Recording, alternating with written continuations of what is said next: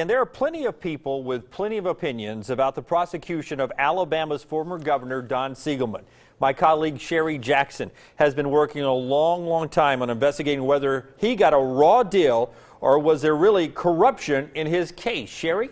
And Jim, as you know, a jury convicted Don Siegelman of bribery and corruption back in 2006. And there's been a lingering question about whether appointing a campaign contributor is a crime or just regular political activity. That's the reason Don Siegelman says he is a political prisoner. That's also the reason why we wanted to go inside the prison to talk to him. We've been trying for 20 months following the Federal Bureau of Prisons protocol for media representatives to interview inmates. But for some reason, we've not been able to talk to him. What evidence have they got? Railroaded. Ex-governor. Political prisoner. It's got all the makings of a political thriller.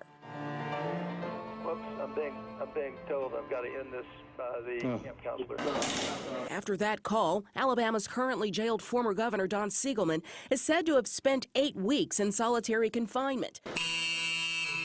Something noted on a newsletter that tracks Siegelman's time in prison, and something his son and attorney Joseph Siegelman told us, although the prison calls it a special housing unit.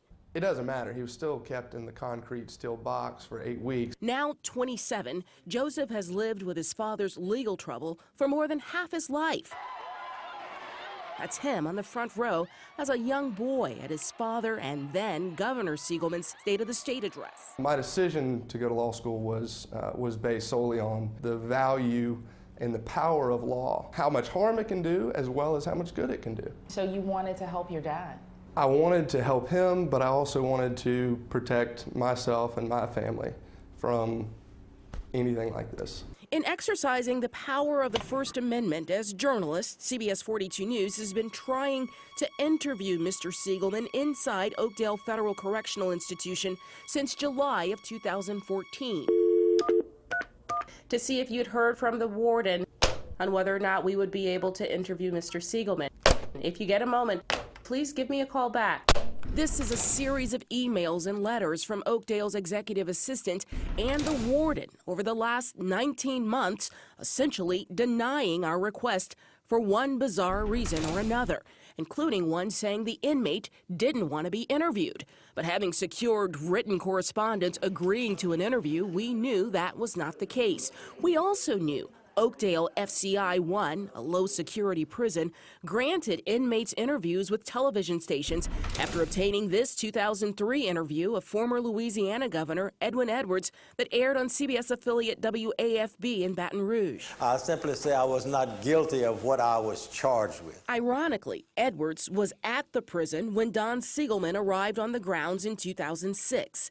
I took our series of emails and subsequent denials of an interview to former federal judge U.W. Clement. He practices civil rights law in Alabama.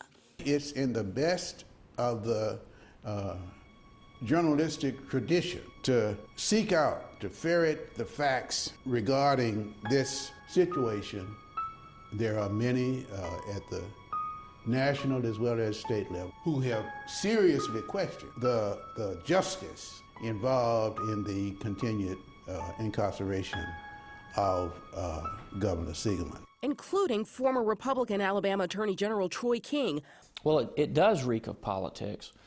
And I've had something of a change of view about prosecution of political figures. King says U.S. attorneys need to prosecute crimes and not people. But he's seeing more politicians finding political allies in the prosecutor's office. And they will bring unlimited resources to destroy your political enemy. That is a very scary proposition. It's very un-American. CBS News anchor Scott Pelley did a follow-up with Siegelman when he was released pending appeal following the first story 60 Minutes aired on his case. Immediately, people were standing up saying, "You got screwed." The people who said that are among those still incarcerated with Don Siegelman today. I've had other inmates come up to me and tell me that they have his back and are looking out for him. How does that make you feel? It makes me feel better. Now, the Siegelman defense team is asking for a full pardon, and that can only come from President Obama, who has not intervened in this case.